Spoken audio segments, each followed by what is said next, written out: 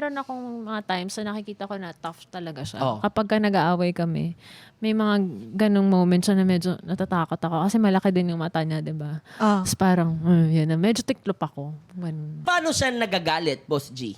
Ini-English na ako ng straight, tapos... Paano? Oo nga. Paano yun pag gano'n? Kasi ako din, na-experience ko rin yan. Pag gagagalit na sila, straight talaga mag-English. No? straight, tapos may firm, tapos parang, basta, pero minsan cute pa din siya kahit na... Nakakakilig. Nakakakilig Parang ganun, pa no? din. Hindi naman I'm nagmumura your si husband. David, no? Hindi siya nagmumura. Minsan may mga pa-shit-shit siya, gano'n. Pero yung Tagalog na mura, wala. Ay, hindi. Hindi pa na. Hindi naman siya Nakakatawa dumating naman doon. yun. Para baka matawa Galing ako siya. kapag... May experience ako ganyan. May experience akong ganyan. Away, English. Hindi ko siya pinapansin kasi English. Bahala ka dyan. Siya?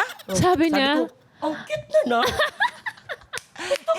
Ikaw ba, pag nagagalit ka sa kanya, English, ganyan? Ando, Taglish. Anong hindot? Hindi, sabi ko hindi.